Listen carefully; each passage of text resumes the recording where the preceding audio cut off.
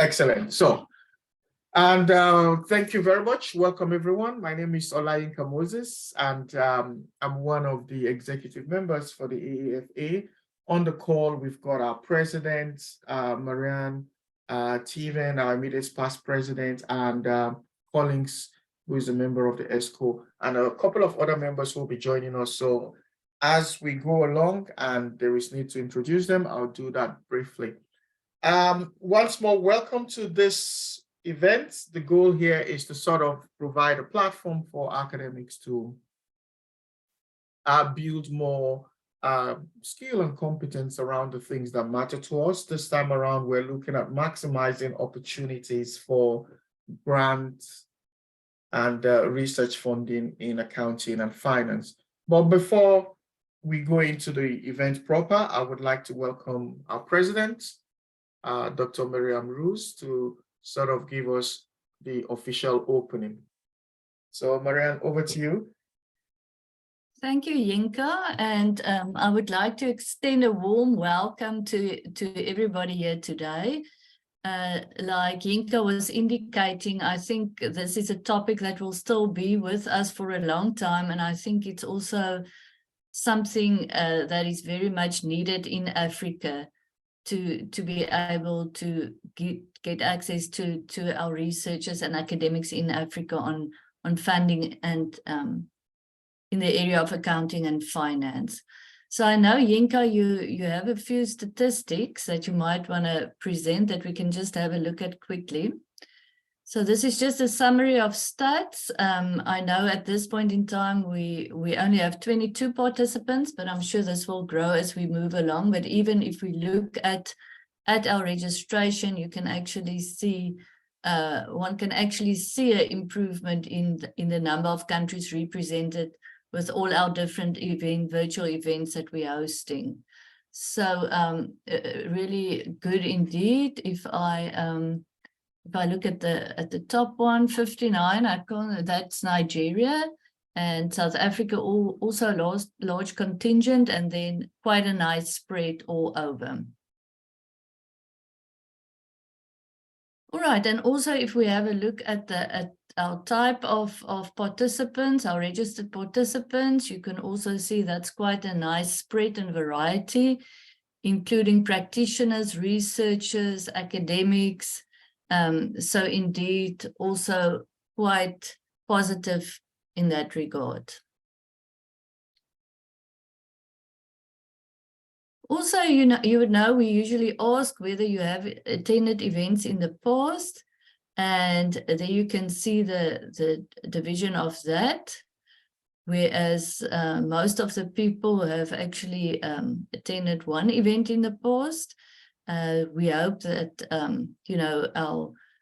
our improvement in the number of events will also improve as we move along, but quite positive as well. Yeah, I think that's all we've got in terms of the stats. Well, yeah. Okay, thank you, Yinka. And then just before I hand over to you again, I would just like to thank you and your organizing team, as well as all the people that are actually giving up their time today to participate in this very important topic. And just as a last reminder, if you can spread the message as far as you all can about our upcoming conference in September. Our deadline for submission is tomorrow. So we would like you to actually just encourage people to submit their papers. And that's all from my side. I hope everybody finds this to be very beneficial. And thank you once again for attending. Thank you, Yinka. Thank you so much, Marianne. And we will surely sort of feed in that reminder at the end or towards the end of the event. So just coming into the event proper, this is a panel session event. And our panelists, as you would have seen from the program, would be a mixture of our IRC members and Lebo. I need to say, Lebo did call in to say she's not feeling well, but she has said she will try to see if she can join, but I haven't seen her. If she turns up, that will be fine. Otherwise, I think we might excuse her because she was terribly sick at the last time. And I told her not to worry, but she's still trying to see if she can make it. But in saying that, we've got Professor Aziza, Professor Teven, and Professor Collins, whom I'll give time each to sort of start off with a short presentation. And in that presentation, if in lieu of a more detailed introduction, I will expect you to tell us a little bit about yourself and your everyday academic role, and then go ahead to kind of give us a short 20 minutes presentation. So that will be the first phase of this event. We'll take 20-minute presentation from each panelist, and then we'll come back and have a more robust feedback conversation. So if you've got any question, I will just say, you can send us a chat, but you can hold off until we get into the Q&A, and then more properly we'll all be discussing. So without any waste of time, I would like to welcome Professor Aziza. You have the floor, and I'll stop sharing so you can share your slide.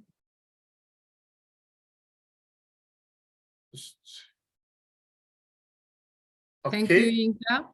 Yes. I'm opening, sharing.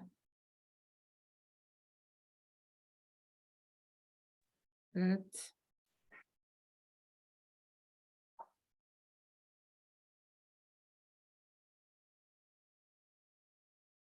You see my slides? Yes, it's coming through. Hi, everyone.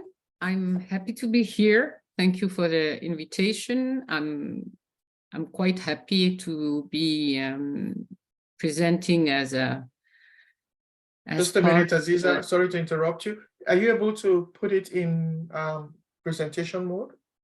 So, yep. Okay. Wait.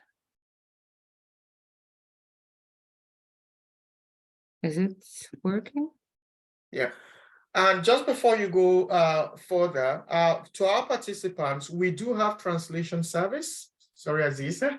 And we are translating this in both English and French and vice versa. So to enable whatever language you would like, just go under, you will see a small icon at the bottom of your Zoom screen with translation, and you choose the language you want. Teven, can you help me say that in French? You want me? Okay, Aziza, if you can help me do that in French, excellent. So, as I understood it, pour ceux qui parleraient français, nous avons une traduction instantanée qui est disponible sur le canal francophone.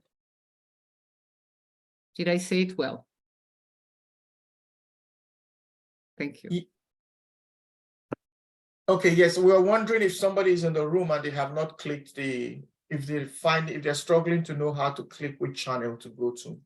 But anyway, thanks for that. Si vous avez des problèmes à rejoindre la conversation en français et à obtenir la traduction, vous pouvez envoyer un message par la discussion et Yinka vous apportera son aide. I just said that they chat with you if they have any problem joining the French translation. Thank you. Shall Merci. Yes, go ahead. Mais je vous en prie. Yeah. So, let me just, okay. So, oops, I'm happy here today to share my experience. Quickly, I'm not going to talk about the specific funding that will be addressed by Teven. So I'm going to maybe give a broader perspective as I'm involved as an expert in many different funding evaluation. And I will also provide you my small experience as an applicant. So I'm involved in the AFA funding program of the Foreign Affairs in France. which is giving fundings for students at master and doctorate level. So we usually have a lot of application from Africa, but we have also from all around the world. So it's basically a foreign application, and you have to study in France, of course. I also evaluate research funding from the National Canadian Fund, European Commission one, and the French Ministry of Research. As an applicant, I know how tough it is to apply for funding, because I myself did some application in the program of French Ambassade, in the program of Canadian National Research Funding, European funds, Marie Curie. I am currently under process with Switzerland National Research Fund. I already applied to Laval University Research Fund and Francophone Association Research Fund. So I'm going to give you my experience as both an applicant and which eventually had some successful grant application, and as an expert. So my comments will be broad, because I will try to give you what is the most important element in any application. Then hopefully this will will echoes with a Steven presentation that will focus more on a specific grant. So I would say that if you want to apply to grant, the very first steps would be first to understand the program and to check your availability, your eligibility. I say that because not in ACAFRI experience, but in other experience, I noticed that I basically had to evaluate applications that were properly done, but that didn't match the focus of the program. So please, I encourage you to read online documentation, to attend to seminars, because many times, like this one, many times the funding programs provide seminars and conferences, to provide you with key elements of the eligibility and key elements of the selection criteria. So really spend time on understanding the program before, even applying, because it's a huge waste of time to spend so many hours to a program that you didn't really understood. The second step would be to address the selection criteria. So I would say that when I read application, I'm looking at something that tells me that the applicant understood the program and the match with the program. So you have to demonstrate your understanding of the need of the funded activity. Basically, first step, I identify the program. I check if the program fits to my research project or my education project. Here, let's talk about research project. And then I have to demonstrate that first I fit to this this kind of objective, policy, scope, field, and I have to show that my activity has some requirement, I understand them, and I show them. You have to describe how your proposal will achieve the grant targeted objectives. Usually, any funding program, states some objectives. Some funding programs are more oriented toward research publication, practical implication, some key topics. So you have to, once you identify them, to show how your proposal clearly fits to those objectives. How will your project be able to achieve those objectives? Another element that is key for me, it's that you have to detail your experience in effectively developing, delivering, managing, and monitoring research. I'm talking about research, but it applies also for education grant, is that there's a program. Then you show that you understood the program and that your project fit to the program. And then you show that your project is aligned with the program objectives.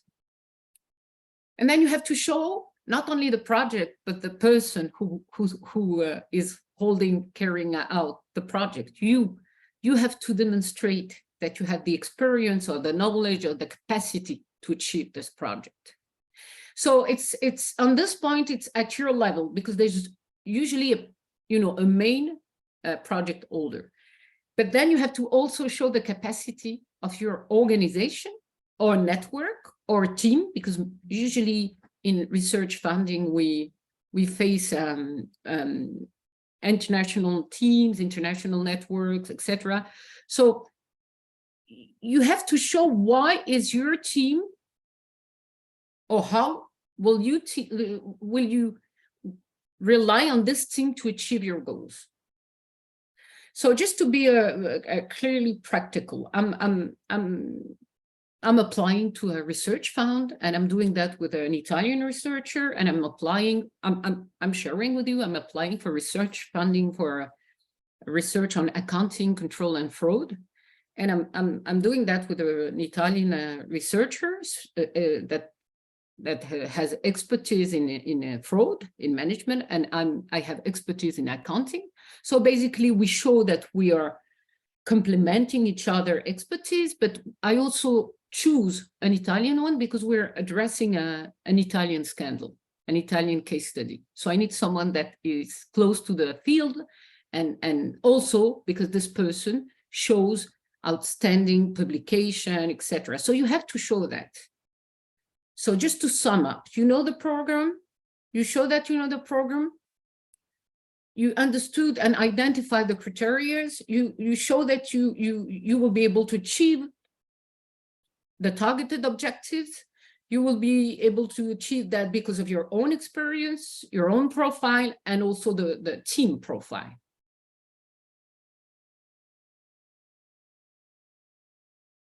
Okay. So I would say that now, talking about the document, the grant application structure, I would say that there's two main things. First, you have to follow the requirement. There's usually an evaluation grid that is either provided publicly. It's the case for the AAFA research funding. The AAFA funding is providing online the evaluation grid. So you basically know what we will identify and assess. You should have that in mind when you're writing your application. You should have, you should write directed to that. Make those elements that are evaluated, you should outline them. You should make clear that the evaluators see those elements and see clearly how they fit to the program. I would say that, and it's here that Steven will provide you insightful element, feedback of previous application is always very useful, because you have the positive and the negative things about previous application. So I think that the evaluation grid is a good source of information, the feedback on previous application, and also it's always nice to look at the previously funded project. Even if you don't have access to the detail of the application, by knowing the name and the abstract of the project, then you can have a kind of spirits or an idea of what are the good application for this program. The second thing is, and maybe this is the least thing that I find in an application, be reader friendly. You have to write for busy readers. You have to write for people that have sometimes hundreds of applications to review in 2 weeks. So let me share with you an experience. I had 160 files to review in 3 weeks. I was busy teaching, and 2 of the application files were 364 pages. 2 of them, I had 160.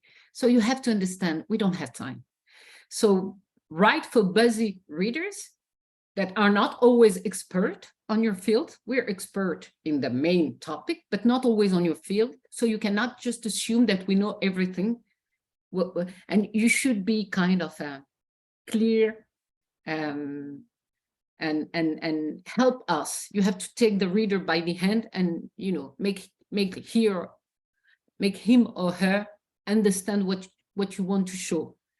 Simple sentences and no passive form are always welcome. And I will really underline the importance of pointers. What do I mean by pointers? The pointer is, you should say at the beginning of a part, what is the important thing that you will say in this part? And at the end of the part, you should remind us what is important. Let me just illustrate that. If we, in evaluation grid, we have a kind of international network and you're presenting the team, at the end of the presentation of the team, pointer. This team is international. You don't put it this way, but you just say, this team is composed of, and then you put the name of the people and their you know, country of origin or country where they work, because we evaluate that. So you have to make kind of easy for the expert to evaluate the application. So I'm not talking about, you know, making our life easier. I'm talking about that, but I'm saying that if we clearly see what we're looking for, is we understood that we know that the applicant knows the program, he knows the program, he put a lot of effort in making things clear, and usually those elements are, you know, correlated to good project and good achievement, successful achievement. I don't know if I have a, I'm not checking the time, so Yinka, you have to stop me when I'm... No problem. Go ahead, Aziza, I'll let you know. So just quick sum up, the must, the must have in any application, and I know many times the formal requirement, they don't, you know, ask you to do that. But I think that all the successful file that application that I saw were providing a good narrative and a compelling story of the project. So basically I read the application and I have something that is interesting and I know there's a story, I know what they are going to do, what they aim to do, what are the impact of that, the consequences, I know what they need, why they need that. I usually appreciate to have a Gantt diagram. A Gantt diagram is basically a visualization of the main steps or the main event in a project with a timeline. And even if they're overlapping, but this visualization is something very appreciated, because we can see basically in the timeline how is the project happening, how you will kind of carry out the project. And this is really important because usually if you put a budget, the budget appears more realistic if the budget is related and aligned with the Gantt. So we basically see that you would need to collect data at the beginning of the timeline, then you will need to travel to do anything else, and then we can see that in the budget. To some extent, we can say that you're kind of doing a business plan of your own research project. So you're basically telling us what you're going to do, and then you have to give us some elements, figures. So I really encourage you to make a Gantt diagram, because it's really summing up the whole project. It's really appreciated. And sometimes when you do the Gantt program, you can improve your project, not the project application, not the application to the funding, but usually this also helps you to, you know, elaborate more your research project. We appreciate budget, but a good budget is something that is not true, but realistic. So a good budget is something that is justified and realistic. So you have to put some kind of cost pool budget lines that are aligned with all the project and the narratives. So it's really surprising sometimes to see budget that has nothing to do with the, you know, the previous part of the funding. So be sure to align the narratives, the Gantt, and the budget. When we read the budget, This should be aligned with the Gantt, and the Gantt should be aligned with the narratives. You should also, I think, describe your network of support. It means that sometimes you're a young researcher. When I say young, I mean junior, or sometimes you're not junior, but you don't have that many publications, etc. You don't have to show that you're the best. You have to show that you are in a good network. You will not be alone, and you will have a support, administrative support, academic support, but you have to show that. And ultimately, this is really valued. For instance, in North America, you have to show past achievement. So if you already carried out project that was successful, you have to mention that. If you have already publication, mention that. If you have experience, practical experience as a practitioner, mention that. So I will maybe quickly briefly conclude with what you should do and what you should not do. From my perspective, on a research grant application, what you should do is a short introduction and sum up of the section, so we can, easily come back and forward in the application. Because usually we are not like, I do not evaluate one application fully and then another. I usually take one, I stop, I have something else to do, I take another one, and I compare them for the sake of fairness. So you really have to make sure that it's clear and easy to look at different sections in your application. Repeat important elements. If it's important, if it's a key element on the evaluation grid, we should see it many times in the application. Underline the structure and put some pointers at the beginning and at the end of the section. What should I remember from this text? Write convincingly, try to make sure that the evaluators see clearly why funding this project is relevant. It's relevant because it's aligned with the program field, scope, and objectives. Then why would this project succeed? You fund me because I'm aligned with your expectation in terms of field, but then will I be able to succeed? Usually you convince evaluators by showing rigor and elaboration in the different elements, narrative, Gantt, budget. Please consider your audience all the way. When you're writing, consider that you're writing for someone, not for a researcher, not for an evaluator that is maybe a lay expert, maybe an expert, but consider that someone will read that. You're not just producing words, you're producing, I hope, synthetic text for an evaluator. And I am a controller and I have audit expertise, so I'm gonna check this typo online. Consider get your proposal a friendly review. Why? Usually I see that some people are so busy doing the application that they're rushing and then they send it on time. But usually when you write the proposition, it's like a paper. You start with a story, you finish with another one. So internally, in your organization, you may ask someone to review friendly your application. If you don't have anyone, even a candid, anyone that doesn't know anything about this topic or research can review the application. If it's clear for anyone. Then I will finish with the don't. Don't write a very long application full of unnecessary words, detail, and we're not evaluating the amount of words. We're evaluating the relevance and the consistency, the relevance to the program and the consistency of the whole application. Don't write in a complicated way. People that write in a complicated way usually don't have a clear idea of what they're going to do. So be simple, be clear, Don't assume that evaluators are expert in your domain or in the narrow scope of your project.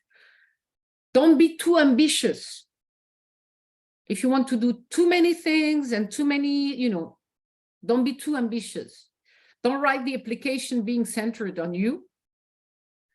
It's a project, it's a team, and it has to be read by someone else. And please do not hide potential issues. If you disclose that you might have troubles in collecting the data, then the disclosing is reinforcing trust. If you disclose that there will be problems, we can fund you because we know that you might face problems, issue, and you will be able to adapt. But not mentioning them doesn't make you more trustable. And I don't know if I took all the time that was devoted to me, but I'm done. I would be really happy to answer to any question. Thank you so much. I think what I've just said is we'll take the presentation first as a monologue, then we'll come back and all digest the content. But absolutely fantastic presentation, Aziza. Maybe Tiven? And yes, I think there's a function there that we can show our appreciation with the virtual clap. So probably we all kind of learn how to throw that. If you look for your reaction button, you can see where you can virtually clap. Yeah, okay. Excellent. Okay.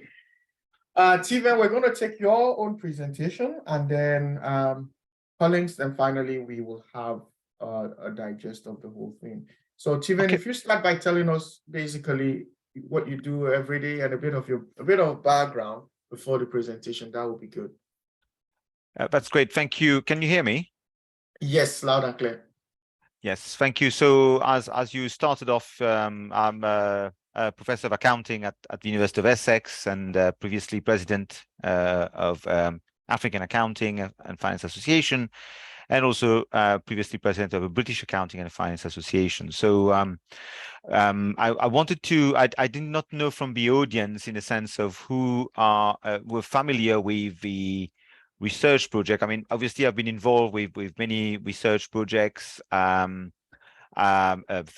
applications, as well as reviewing applications, and various organizations, whether it is organizations in the UK, organizations in Africa, where I've been working on different projects in accounting and governance, and recently another project from Canada as well has kind of materialized a little bit, which is always great news.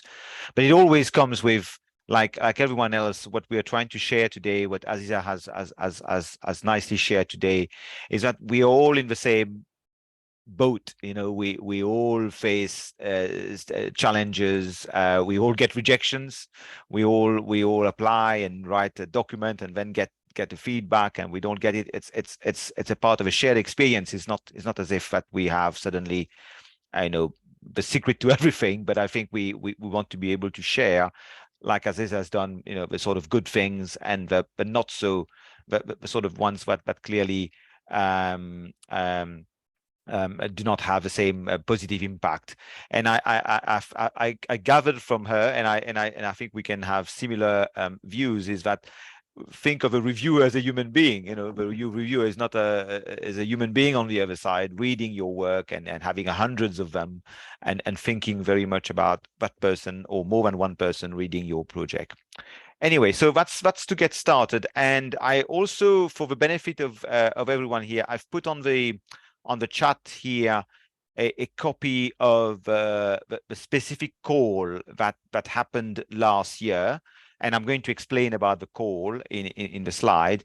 But this is the call that we made out for research proposals in Africa, called ACAFRI, and I'll mention in a minute.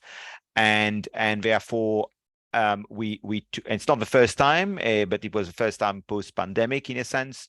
And we then, a group of us, and I will mention them, including Aziza, including Collins, reviewed the applications. And based on that, we obviously funded 3 projects that are in progress, but also we felt that it was important to communicate back to everyone concerned, obviously not only the people who applied, but also more generally anyone here in terms of the feedback we had specifically about this. Okay, so that's why Aziza was mentioning, she's talking more of a sort of a general sense of the experience, but this one is a bit more specific about ACAFRI. But you will find that there are so many overlapping aspects within that. So if that's okay, I'm going to share the slides now, and I hope it works.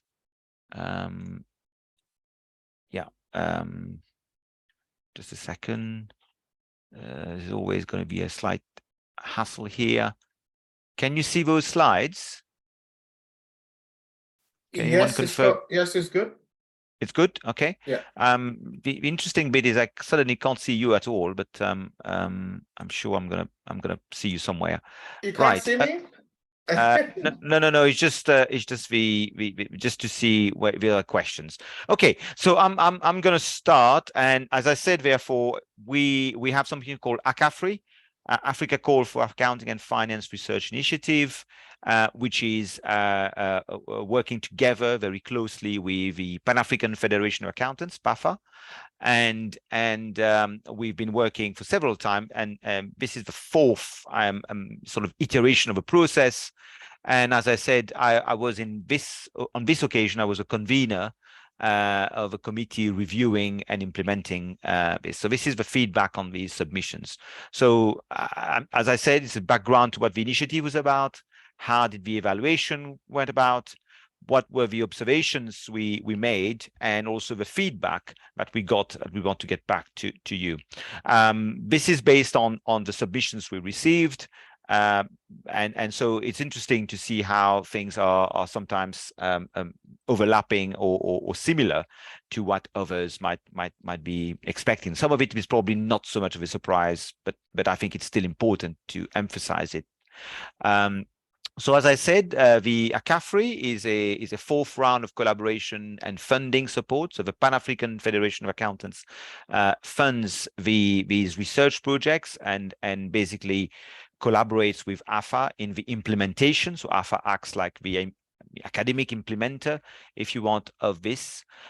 All of these processes are done by AFA, and then we recommend funding of projects to the Pan-African Federation of Accountants. Now, why is that? Well, there is an objective, like as Aziza was saying, always trying to understand what's the underlying story of this funding, what is the funding here for, and that is often very transparent information.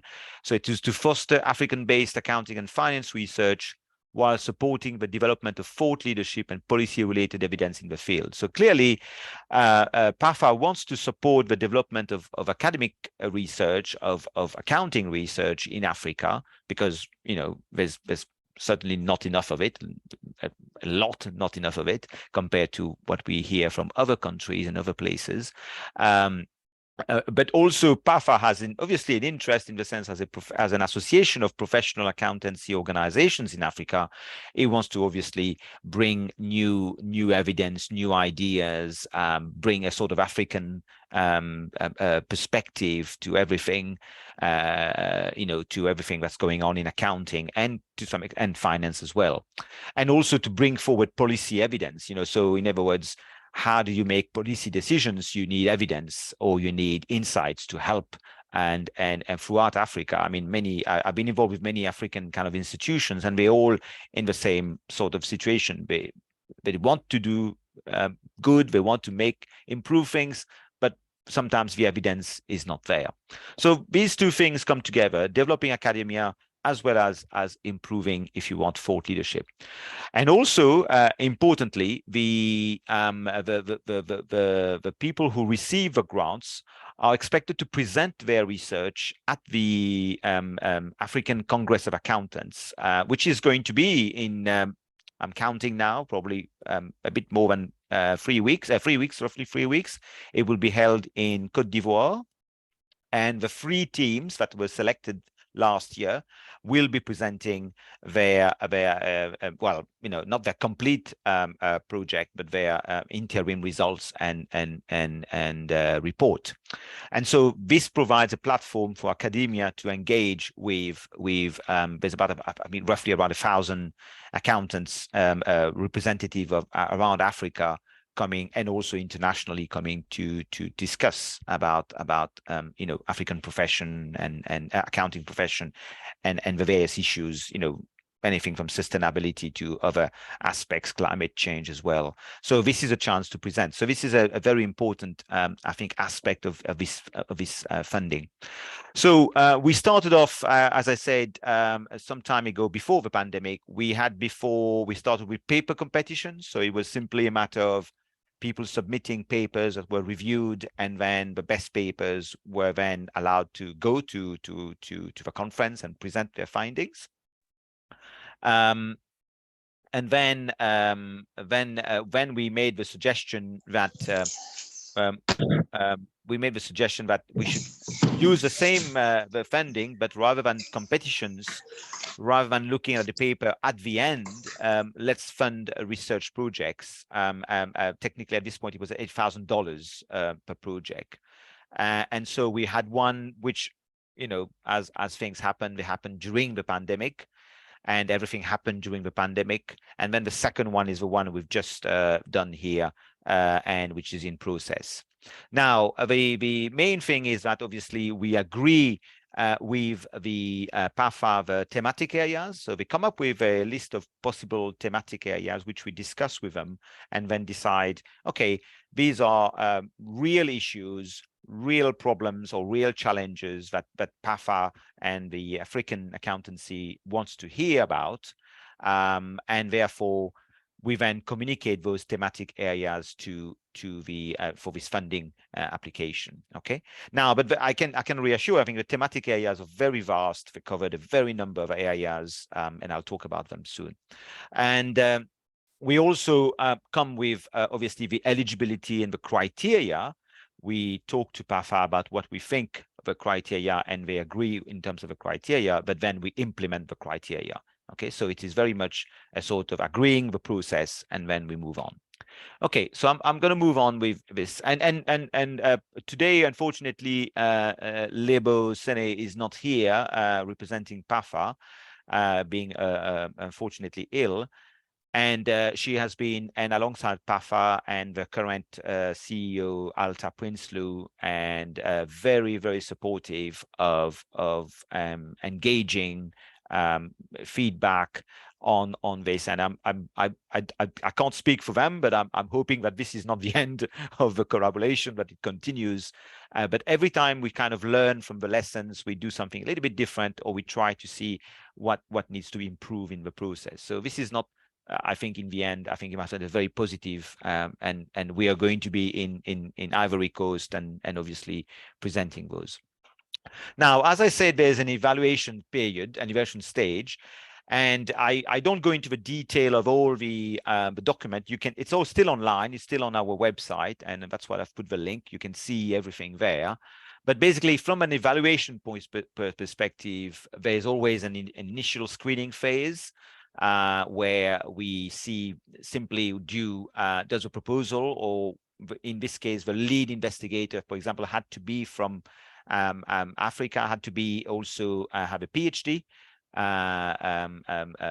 be a PhD holder. So do we have those initial criteria met, this screening phase?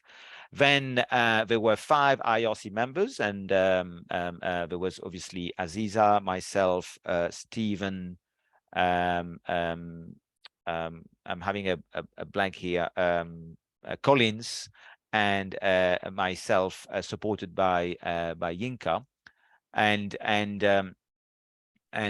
we. Can I continue? Can I continue? Is that okay so far? Yeah. Okay. Yeah, Tiva, sorry about that. I think participants, can you kindly mute yourself if you are not speaking? I've done that, don't worry. Okay. Okay, thank you, Collins. So yeah, so 5 RC members, and every project was reviewed by 2 independent reviewers independently. We agreed on the criteria as I described before, and the criteria is just below: originality, contribution, purpose, literature, research design, and time plan and budget. So we designed our criteria. We agreed on the criteria in advance, and then this was every project that met the initial screening phase were reviewed and scored.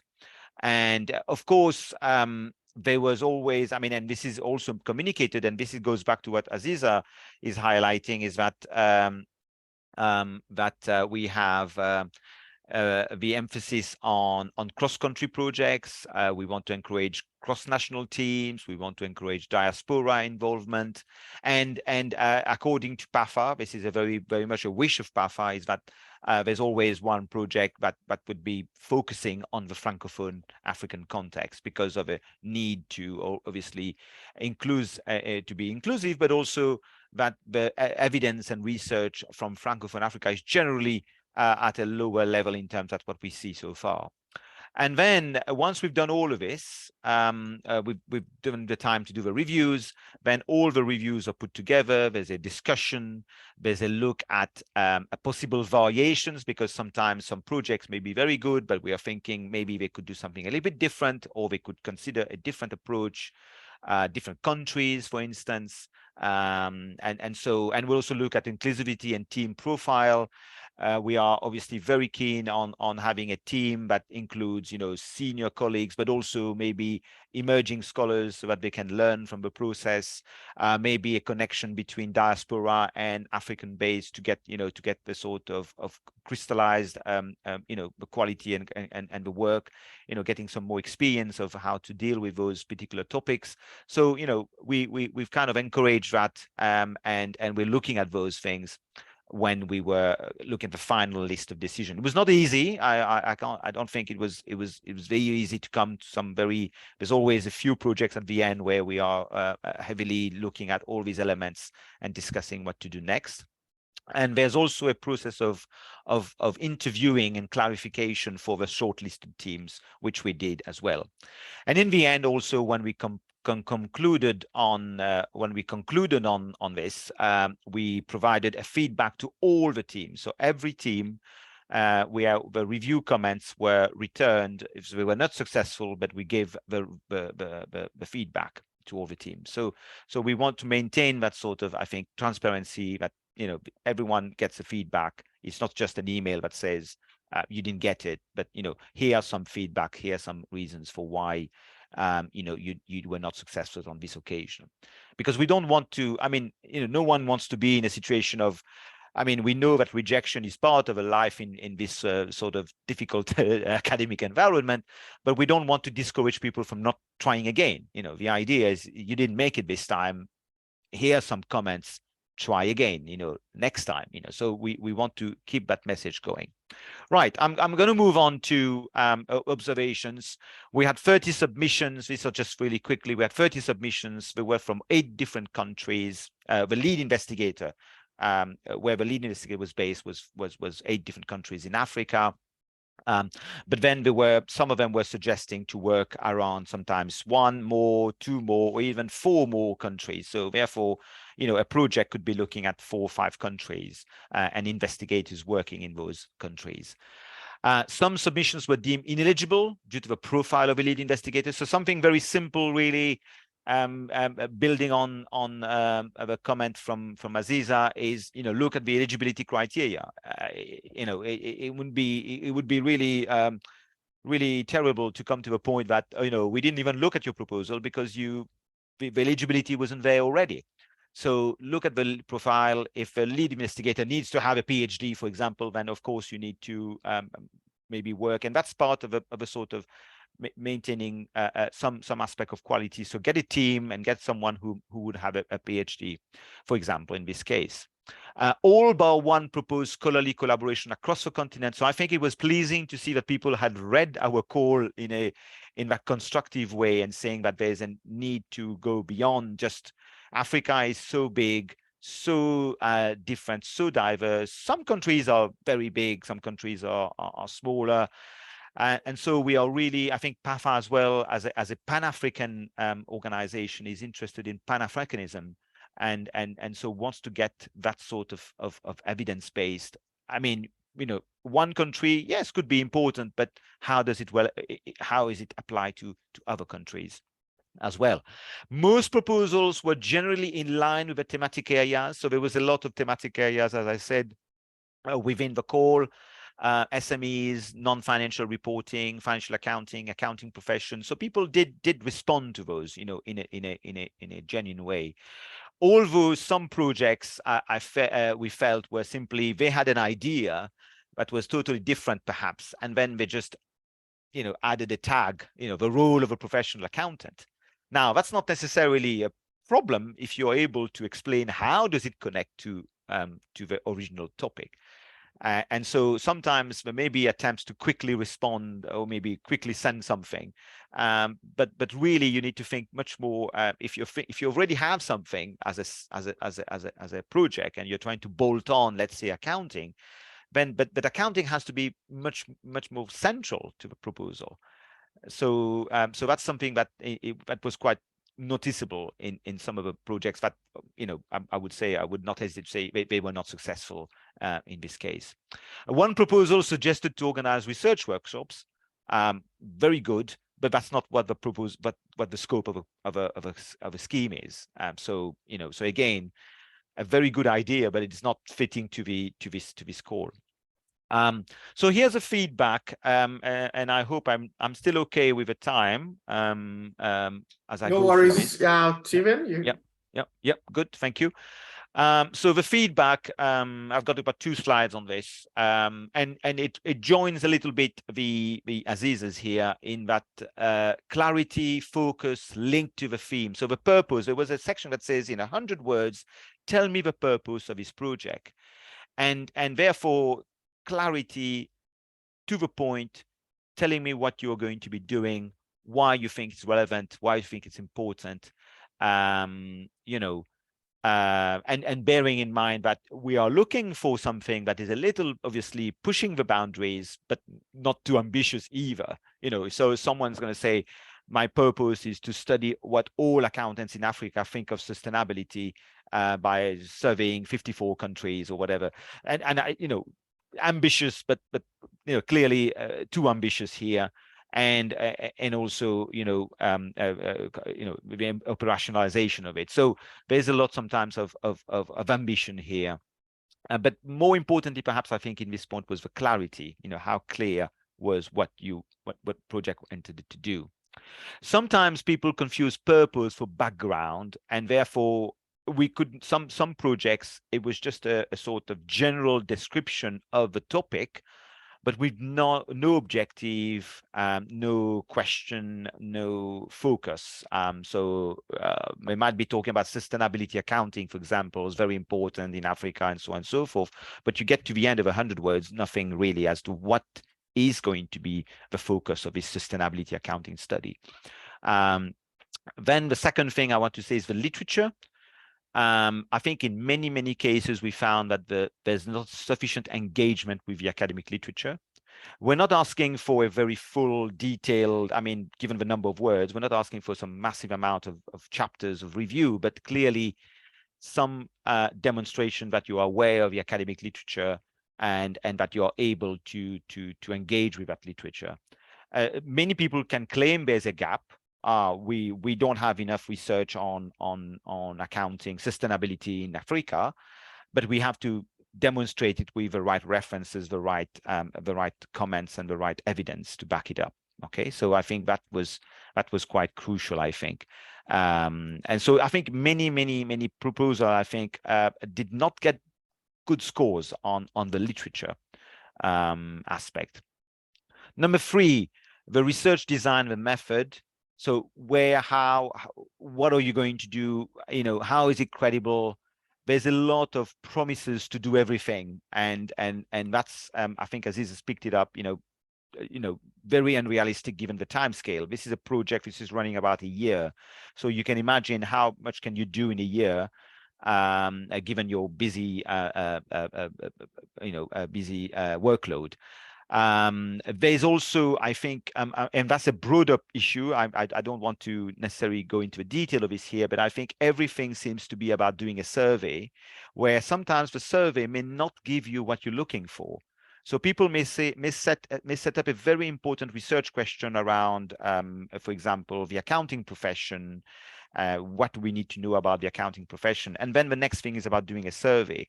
Now, the type of questions you might get, the type of answers you will get from surveys could be quite, give you very limited insights. So I think there's often a tendency to reach out for the survey. It is in good times, in a good context, it works, but then to think very clearly if you may not need to think of other types of data, but to help you, qualitative data, interviews, quantitative data, looking for data itself, like numerical data, quantitative data. So that's been a bit of a challenge, I think, for some of the applications. Then originality and contribution. So driven by 1, 2, and 3. So once you know where you're going, once you've read the literature, once you have this, and you're mindful of the call by PAFA, then I think the originality and contribution automatically easily comes out. But if you haven't done 1, 2, and 3, originality contribution is always vague. And so it's not clear what we're going to learn, anything new from them, from this. And remember that here we are trying to encourage academic contribution. So what is a contribution to the literature, something we did not know before, but also a contribution from an engagement point of view. What would a policy make up out of this? So one important point I'm discussing with the teams at the moment, and I can recognize some of them in the room now, and I'm sure they will agree to this, is that as they are going to present their first sort of findings and insights to PAFA and the audience, they will talk about their research, they will talk what they did, what they found, but also importantly, they have to be able to say, why is it important for you? Why is this finding? What do you take away from this finding? What do you need to do differently? What is the policy that needs to change? At what level will this policy needs to change? So that's the engagement that I think we're also, clearly at the level of a proposal, it's not going to be detailed, but at least some understanding or some thinking around that contribution. And number 5, budget and time plan. Again, some literally exceeded the allocation. So that's like, okay, the budget is this, but you went far ahead. So, that's a bit of an issue here. Calculations and assumptions are unclear. We found some very, very unclear calculations about research assistant costs. So I think you need to think that you need to be very realistic and justify all your items, or explain why these figures. That wasn't always very clear. And the time plan, of course, in most people would have some sort of idea of a Gantt chart or ever, but it was not always clear. Although we did provide ourselves a time plan of where, what would we be expecting, when would we be expecting, for example, a draft, a presentation, and so on and so forth. This is the second set of slides, and I'm nearly there after that. In this particular case, in this application, you had 600 words available. And so you have to think how to use 1,600 words wisely. Okay, so if you have 1,500 words plus 100 for the purpose, how do you start with maybe a very big proposal of 3,000, 4,000 words? Maybe you had something around. Often people have something around. They have something maybe they thought about, but then condensing this, making it as focused as possible is where I think it's required. What we saw is many proposals with very generic material, very textbook definitions, textbook descriptions, which you can assume that as a reader, the reviewers are very familiar with these basic terminologies, and then just get to the more complex and more direct type of discussions. So there's no, there was one on sustainability. I think accounting might have spent 500 words talking very generically about it, which we know already what it is. So I think thinking very closely on this It's always tough. You could say, can we get 2,000 words? Can we get 2,500 words? Yes, we can, but it's still a problem nonetheless. And remembering that if you are engaging with professionals, policymakers,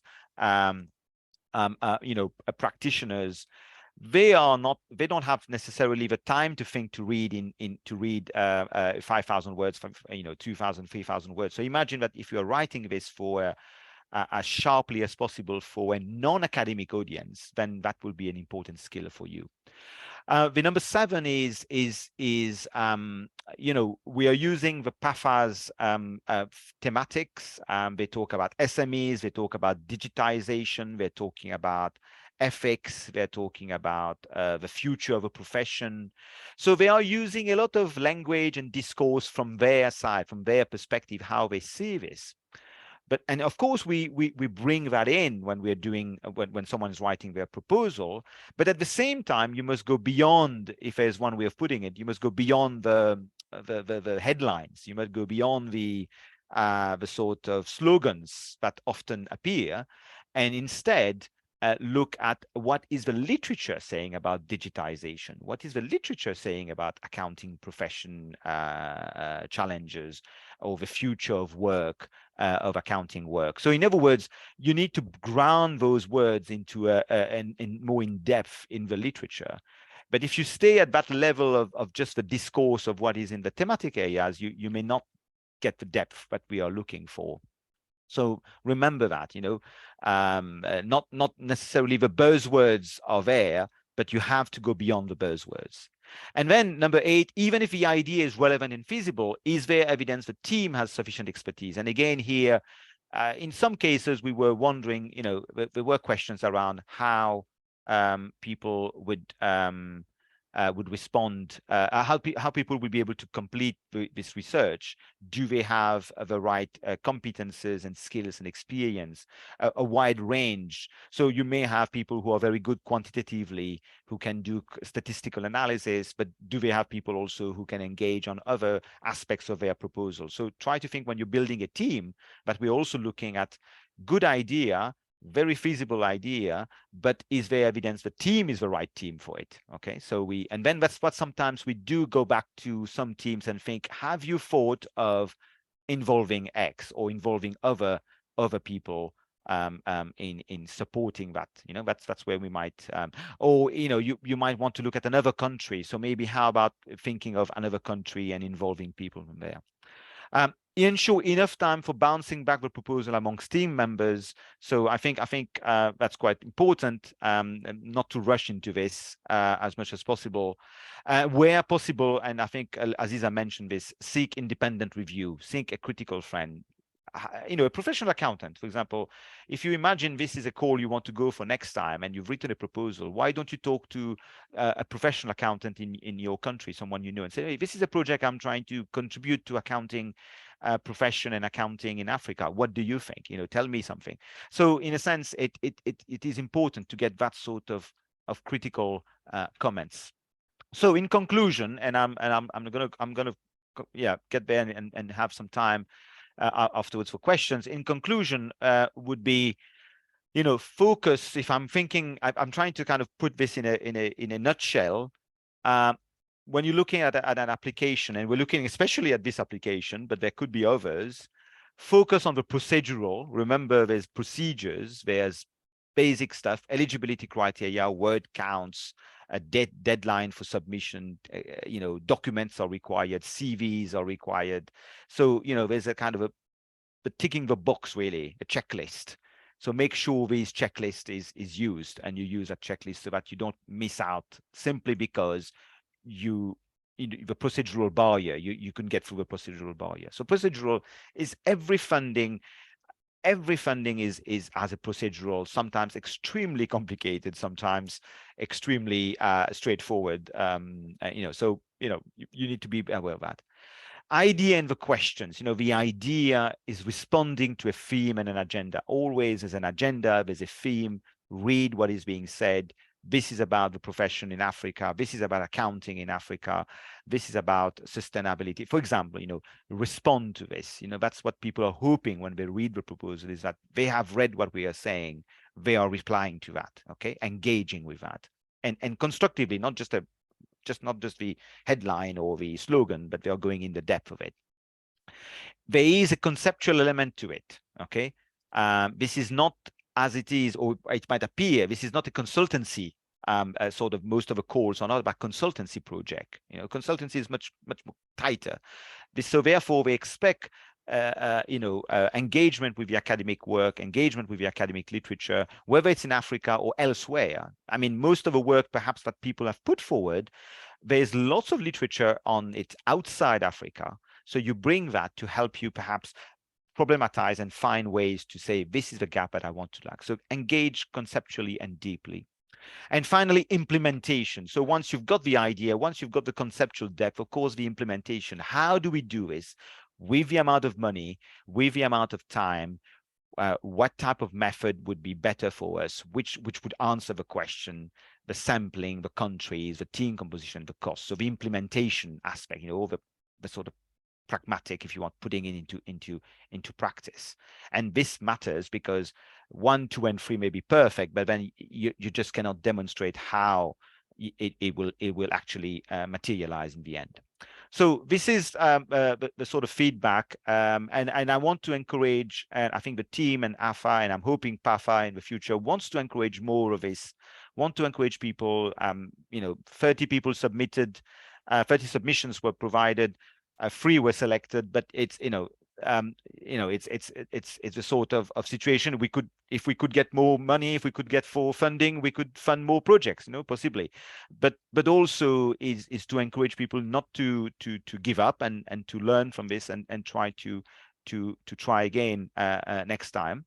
So I want to make, as my job kind of completes with this, is to thank to the all IRC members, Aziza, Collins, Marianne, Stephen, and Yinka, both, all of them very keen, very devoted, and PAFA, of course, for their support, and in particular Lebogan for her continuous help on this. Right. I think I will stop there. I was just kind of highlighting tomorrow's a deadline for submitting papers, but I think that's already done. All right. Thanks so much. And Stephen, we'll come back. That was very extensive, really touching on all the key areas.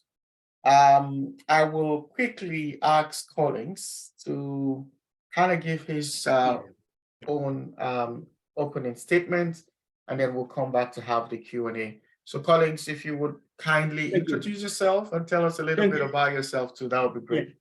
Yeah. Thank you very much, Yinka, and also thank you to all of you, and especially to Aziza and Tevin for the excellent presentation and insight that they've offered. I don't have much to add, but I'm not going to present slides, so I'm just going to make some points, some key points. And to be honest, most of these points have already been made by Aziza and Tevin, but I will highlight 1 or 2 things. And also, I've seen that there's one question in the chat by Dr. Prince Boatin about how can early careers generate, secure grants, and I answered that question. Now, if you don't mind, I want us to take the Q&A later, but if you want to, that's that's fine. I think because one of the points that I'll make will relate to that particular point. No, but I'm sure you're going to take. Now, feel free to do that then. No worries. Yeah. No worries. So about myself, I mean, I am a little bit. I'm similar to Aziza and Tevin, but perhaps they are more successful on research grants. So I am a professor of accounting here in Southampton Business School. And I was also, about 2 years ago, until 2 years ago, I was also the deputy head for the business school here in Southampton, looking at research and enterprise. So I was managing research grant application process. Of course, I was also applying as an applicant. I think both as in a sense, it's kind of different type, but similar to Aziza's point, a bit of a assessor, but also an applicant. But I was much more managing the process and making sure people do it on time and the resources that they need and require to be able to get it done, and whether you're early career or not, and the kind of support structures that we have in this the school or putting the support structures to support colleagues to really get the grants. That was one of my roles. Currently, in the university-wide, there is Economic and Social Research Council, similar to some of the funding bodies that Aziza mentioned for France or Canada and so on. And the applications to that funding body is managed internally. So you can't just say, I'm going to submit application to the funding body, because the university wants to ensure that there's a higher chance of success for any applications. If an institution submits a lot by applicants and they don't get or secure funding, it's seen as a bad, and over time the institution can be listed in the bad books, and so the university is keen on managing that. And I'm part of the panel of assessors, and that's really a legacy of my role as a deputy head for research, because I was on managing, and so one of the things is assessing proposals. And generally, I think I particularly want to share Aziza's point. You've got a lot of busyness around these people. And I think all of us are busy, let's face it. All of us are busy to some degrees, particularly around reviews. I mean, all of you receiving a lot of articles, reviews. So I think when you're writing, I think it's important to take that into account, how busy people are. And I was on the, just to support Aziza's point, I was on the Research Excellence Framework. It's a kind of a national assessment here. And the volumes of work that we did over just a short time, it was impossible. And so unless you write clearly, obviously something is going to suffer. Either you might have really a good quality piece of work and it's ignored and nobody sees the quality of it, or somehow either way you lose out of it. And so writing clearly is important. Now, I would like to highlight 4 quick points that already have been made by Steven and Aziza, I have to say. But I want to highlight some aspect of it. One is Aziza talks about the highlighting your track record or your experience in research and getting research grants. What I want to add to it is you have to highlight the relevant ones, because every research grant has a particular focus. So putting your entire CV out, it wouldn't help.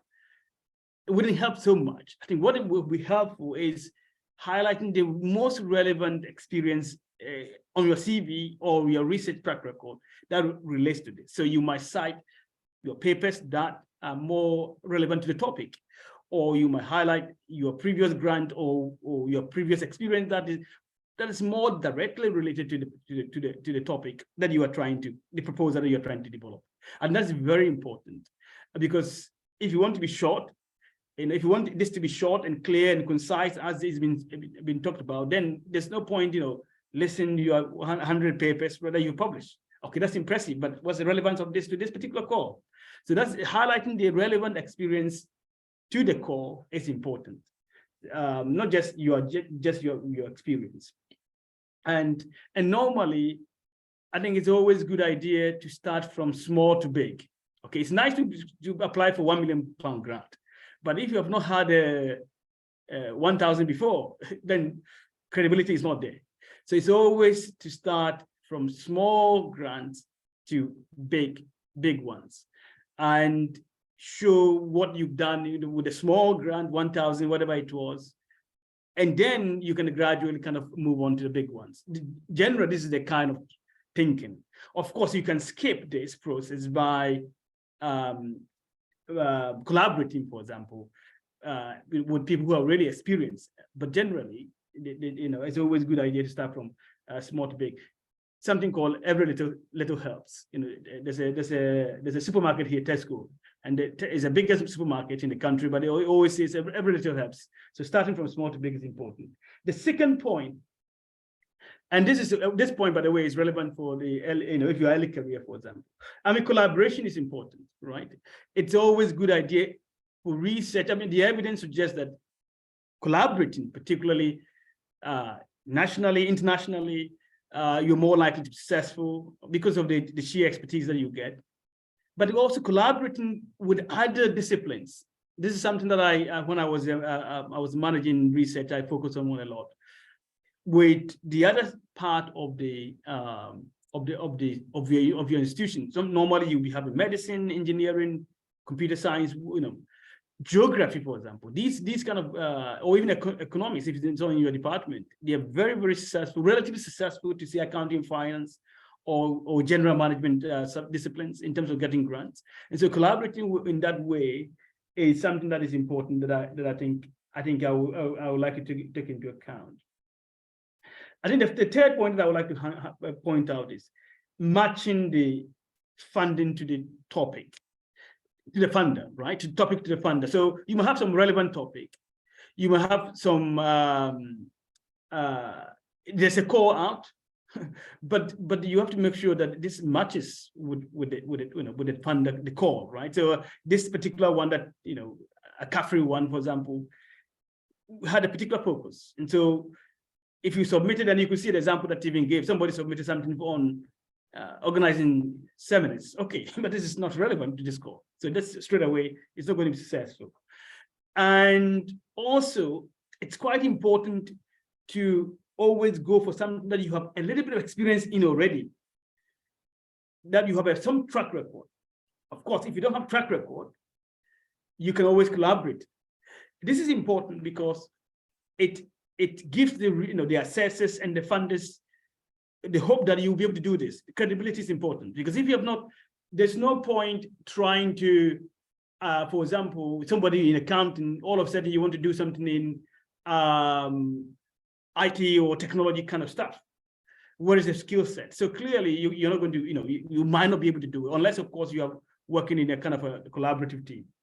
And one thing that I think I saw finally, my fourth point is funding is generally not for your pocket, right? This is not like something you collect into your accounts.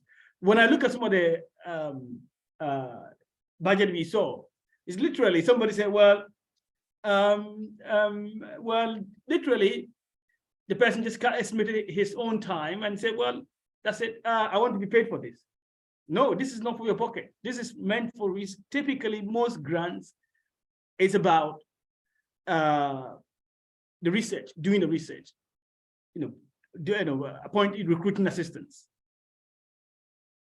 collecting data and things like that, software that you might need, maybe, in some cases, laptops and things like that. It's not necessarily for your research account or for your own personal account or cash account.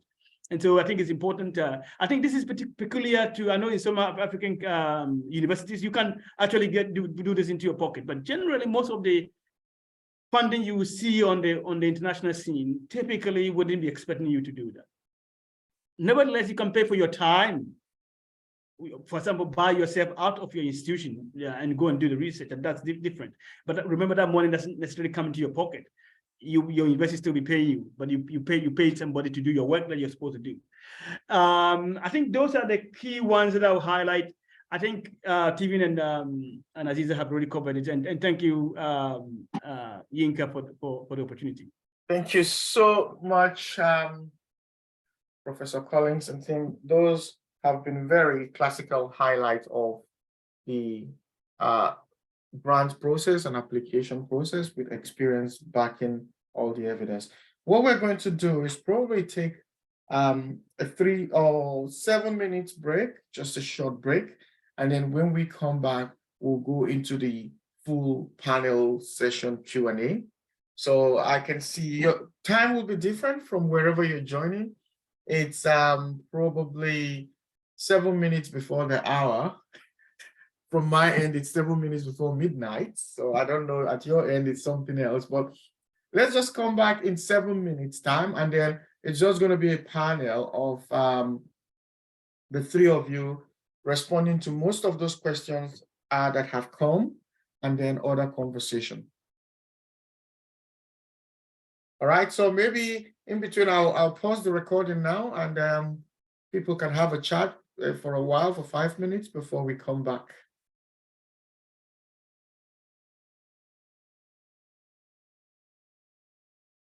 Okay, welcome back. Just double checking we're back to the room. If you can give me a thumbs up, something to just show we're all back from the break.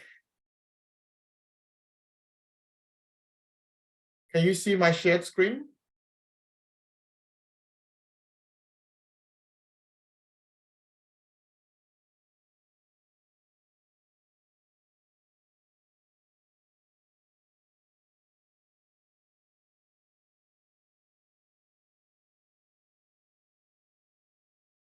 Excellent.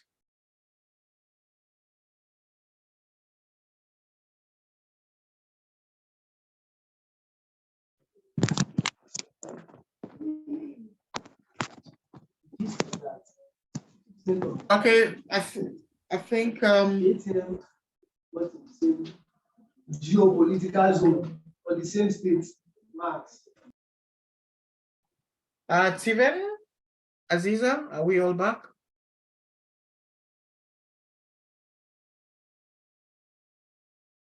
Aziza say, I'm here. let's give Steven a few.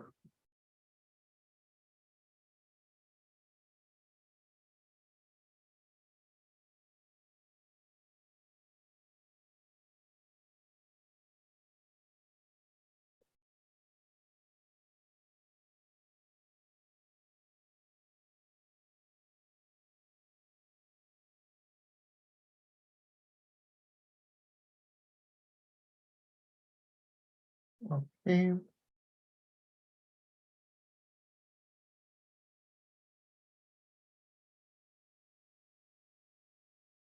Steven, just let me know when you're in the room.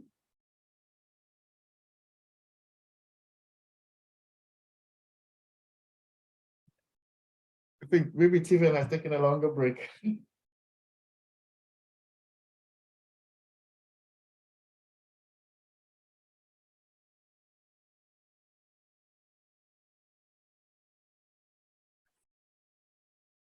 All right, I think this is where we will break down all we have had from the different presentations.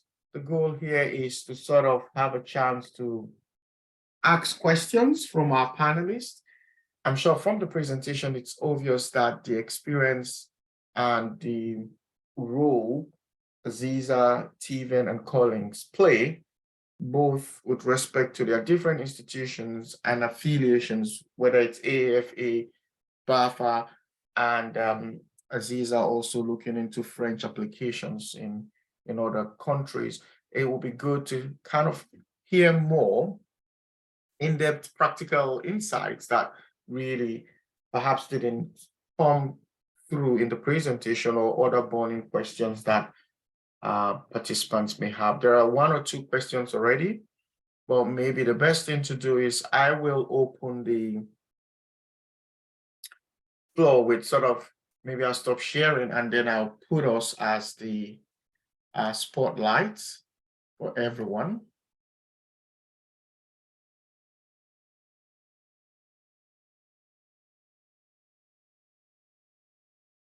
Okay, come in now, and then I will.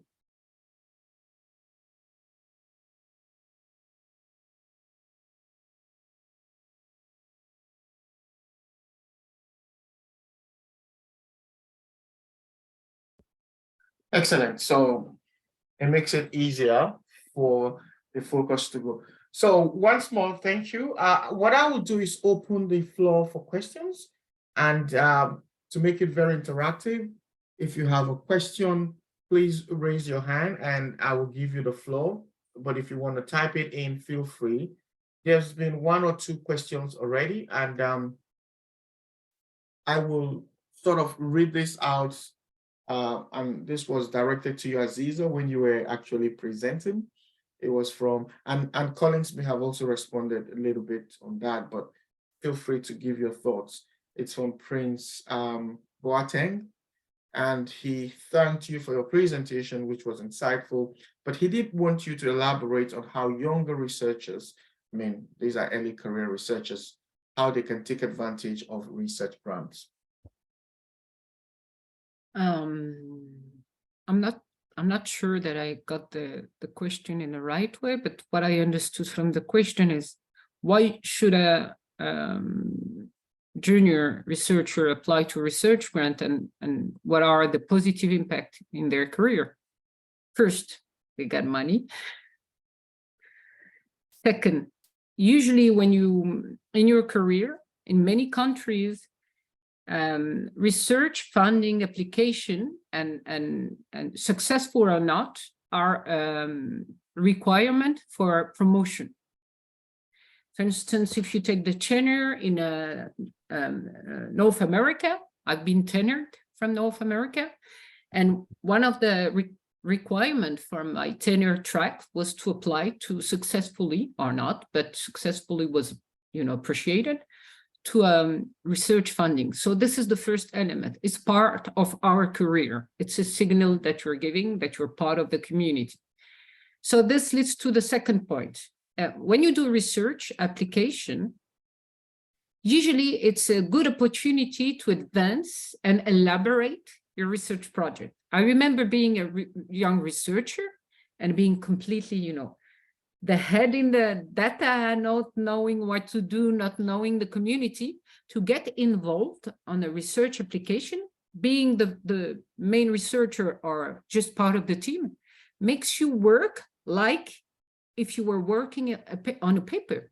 So basically, it's a nice opportunity to interact with the seniors and to be able to draft a research from A to Z. So it's also for the research level, it's a training, it's a kind of training opportunity. And it's also a signaling, because when you apply for research funding, you're making sure, you're ensuring that, evaluator, they know your project, many people, get to know your project. So it's being part of the community. So I would say that if you need money, if you want to be promoted, if you need interaction with senior colleagues, a research funding it's a good first step to research collaboration. Many researchers, senior, they don't have time. They don't want to get involved with a young researcher that they don't know. So usually they would say no to a paper project. But if you offer to join a research application, usually it's a nice, first step. So you have better chance to get people on board, and then you can develop very good collaboration with outstanding researcher. Excellent point there, Aziza. I will ask Collins and Steven to talk at that point, but just before that, because of this question, I've just put a poll here. Let me see if I can launch it, and then I'll see if, I don't know if you can see the poll. Is it? Yeah. Okay, so if participants, if you can just quickly respond to these two polls and see, perhaps it's in line with what you were trying to answer, whether the importance of committing time into grant application and the benefits in terms of growing a career. So while that poll is going, Collins, you mentioned something, and I think I pick it from Aziza's point. Aziza did say grants give you money. True, they do, but you remember money in the sense of not money in your pocket. No. So, No, it provides you money to run your research. I just want to be clear, maybe for young researcher, because I remember being a young researcher, there's a kind of business model behind the research.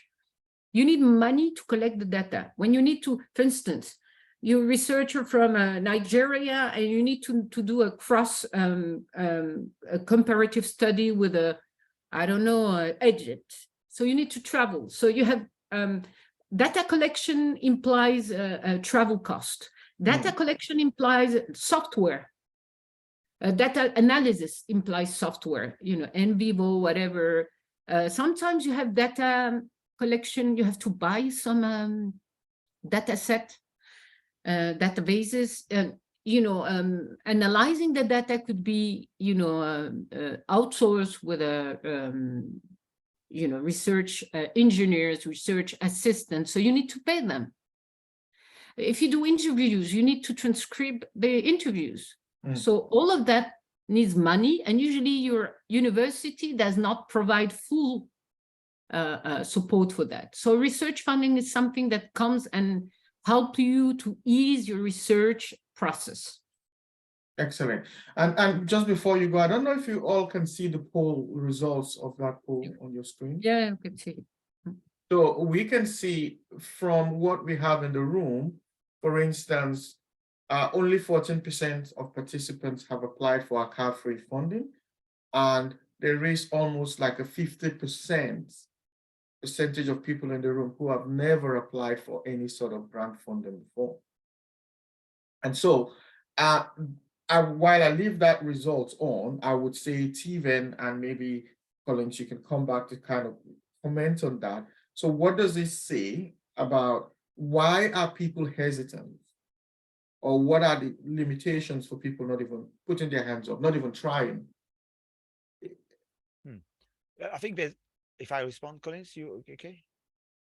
I think a few comments on this is often sometimes the information isn't there. I mean, it's sometimes some funding communication. Our universities are well organized, and every week you get an email saying, here are all the funding possibilities. And some of them, by the way, to respond to the question, some of them are said for early career researchers. I mean, now there are some funding that are specifically aimed at early career researcher, which I think sometimes means you 5 years from your PhD, you still count as early careers in the UK context, for instance. So if you see those particular calls, it's certainly aimed at you and no one else. So I think keeping an eye on this or looking more closely, if that does exist, is quite important. The other thing in terms of early career, going back to it, is a sort of working with other people, and that's quite crucial. This particular ACAFRI project, it's open. Of course, you need to have a PhD, and then you can put together a team. You can be an early career. You can have people who can bring different skills with you. So it's not excluding in any way. So I think it's about trying to have to build a team and get the confidence to apply. The third thing is, and Collins is going to laugh at that one because this is our first experience, is sometimes accounting is not very exciting in accounting, but accounting is exciting somewhere else. So, we made a proposal to study how audit committees work in universities. And of course, the accounting people was like, yeah, not really. And then we found this funding that works for universities. So university research funding, university management, research into university management. And we sent there and we were, quite successful because we never had anyone from accounting actually engaging with them on these particular important issues of governance and whatever.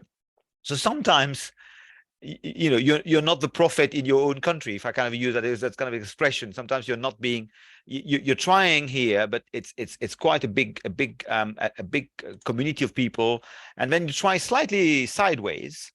And I think this is why I think I got suddenly to realize that sometimes, it may be more successful somewhere else. You're talking about accounting, you're talking about your expertise, but you're talking in a different context, in a different funding setting. It doesn't work all the time, of course. Yeah. Collins, your thoughts? Thank you very much. What can improve the sort of? Yeah, thank you very much. I think first of all, I agree with Steven on the knowledge aspect of it. People may not just simply be aware of this call. I think it's emerging and it's gradually becoming known. I think PAFA is also quite active nowadays on social media, AGWA, and so on. So I think over time it will be, I guess the knowledge will be better, and we need to push a bit more in terms of the boundaries. I know we run AFA on charity and mostly on Yinka's time, and then that in itself comes with limitations. Otherwise, some of the other more professionally run institutions like the European one or the American one, for example, they will have a serious administrative staff pushing this and so on. And I think that knowledge gap is there. But there are also challenges, particularly for our colleagues in African universities, where if you think about it, it's predominantly teaching and often very large cohorts, right? I mean, you can have a module with 5,000 students easily, right? Or 2,000, 3,000 students. And so the immediate priority is to get the teaching done, right? The second, applying to a grant, perhaps the next one will be publishing a paper, and then applying for grant obviously will fall down the order. So I think that is another challenge. But perhaps the most relevant one that we see is potentially the skill of writing the proposal. I think to be, Tevin and Aziza has outlined it. They have outlined this very nicely, but it's not easy. It is easy, quite easier to outline than to write. And writing a proposal is not the same as a paper. I think if I want to highlight that, writing a paper, academic paper for a journal publication, a book, whatever book chapter, is slightly different skill from writing a proposal for grant funding. It tends to be much more plain language. I think, as Aziza put it, straightforward. It's a plain language, to everyone. It's less complicated language. Flamboyant language is not, it's not the kind of skill that you need in writing a proposal, and sometimes that can be challenging. And that's what we see some of it in the application that we reviewed. Now, I think in terms of the support for how can early careers secure funding, Stephen made a point about there are nowadays targeted funding for early careers. For those for colleagues in Africa, in particular, I think look out for these funds. They're normally dedicated for you, and I think sometimes much easier to get because there are not many people competing from Africa for these grants compared to those competing from, say, in North America or Asia Pacific or in Europe, for example. And there may be good opportunities there. And what I know is the point that I made about the other disciplines and departments. So geography, economics, they are very, very good at getting grants. So, I mean, I was coming from the University of Ghana, for example. Geography department gets a lot of grants. And so find a friend there and, reach out to them, join them, learn from them. And you can kind of learn from that process. And then you can also, over time, you learn a little bit. Of course, reach out into internationally and nationally as well, if you can. And that will be helpful. But to be honest, in the end, it's you, the early career. You've got to make an effort. This is time consuming. I mean, getting a grant is nice, but actually it comes with a lot of work. And sometimes that could be challenging, right? So you have to put in some effort to learn how to write a proposal, research grant proposal. It's not so difficult, but you have to learn how to do that. And actually submit an application and look for those opportunities as well. So those are my kind of comments on those ones. Thank you, Yinka.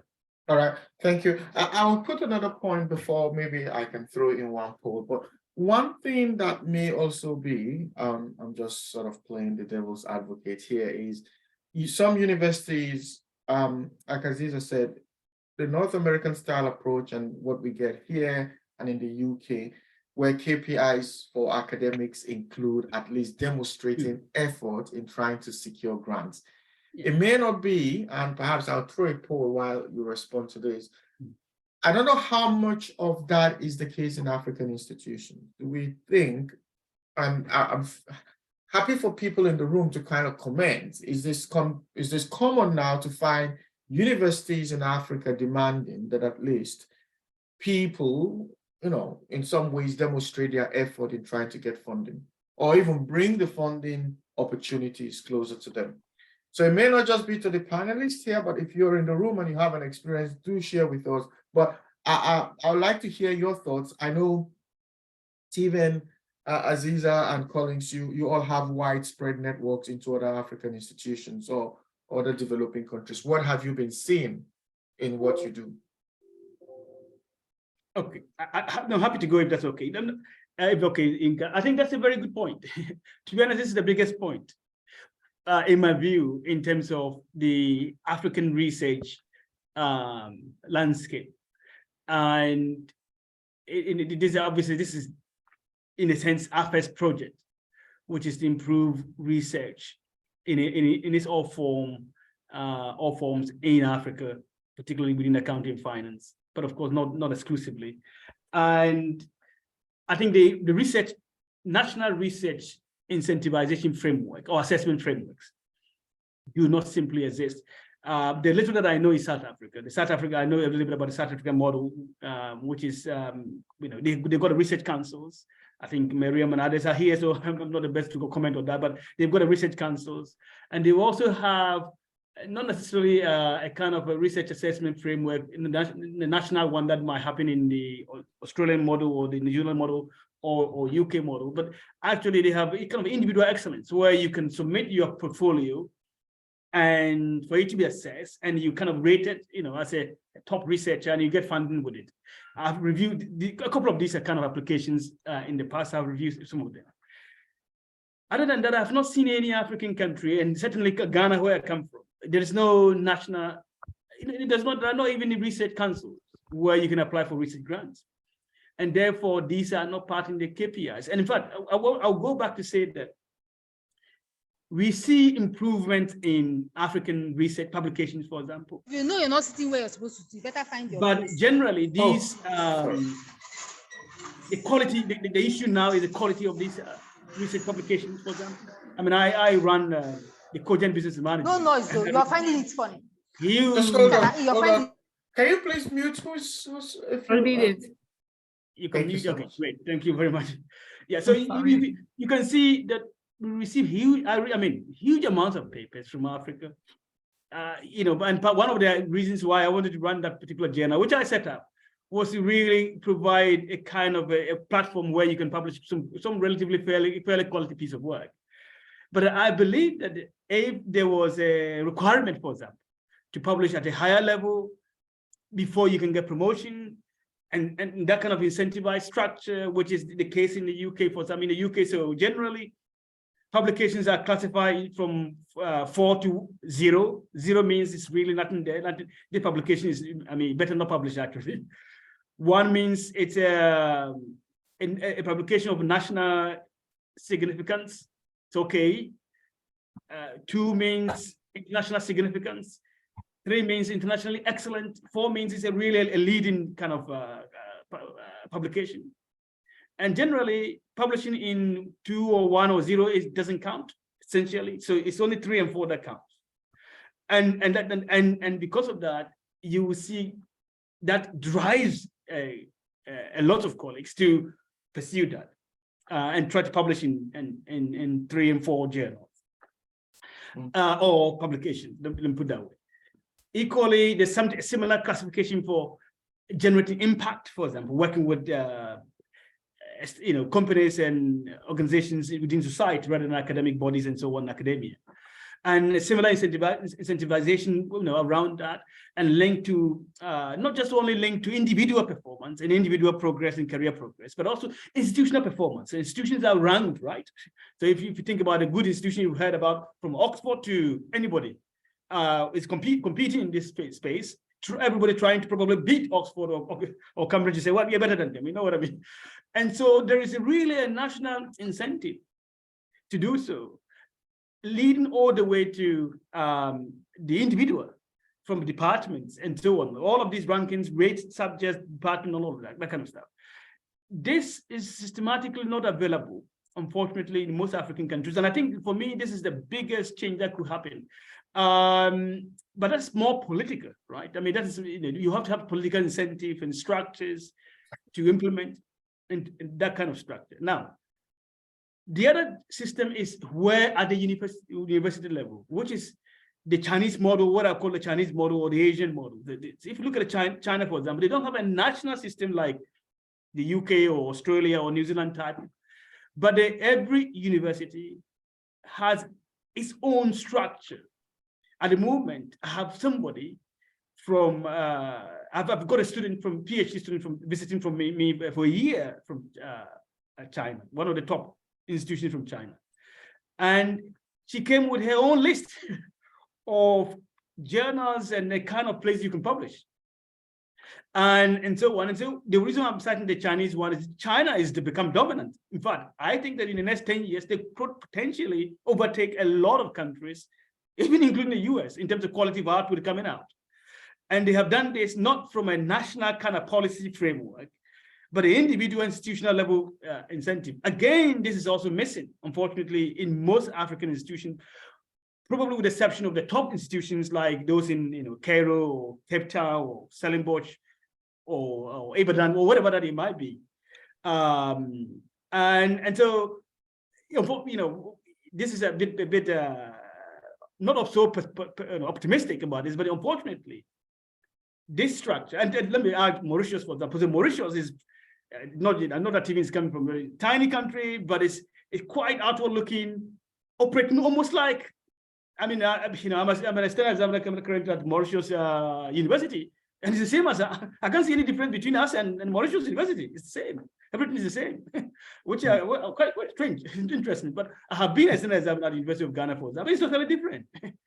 So I think this is unfortunately this is a situation, and therefore what this means for colleagues on this call is that you as an individual will have to make a strategic choice to do something. In other words, to pursue grant or to pursue quality and so on. The counter to that though is that when you see that your other colleagues you're competing against are not necessarily oriented this way, then that becomes a dysfunctional process. Anyway, I'll stop here. Yeah.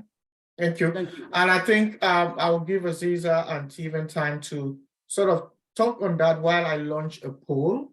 And participants, feel free to sort of, I can see Liana has put a bit of a thought there, and she. I wanted to talk about Liana. Okay, go ahead, comment. Aziza. Liana, this requirement comes from the idea that we're getting short of money. So basically, it's a requirement usually because of the accreditation bodies. Accreditation bodies, they require you to diversify your fundings. They, you know, without any judgment or endorsement, I'm going to tell you how it works. A CSB, a quiz, whatever, they come and they ask you, are you a stable organization? If you're a stable organization, you should diversify your funding sources. So you should have student fees, corporate, you know, contract, and you should be able to fund your research in a different way than just taking the student fees.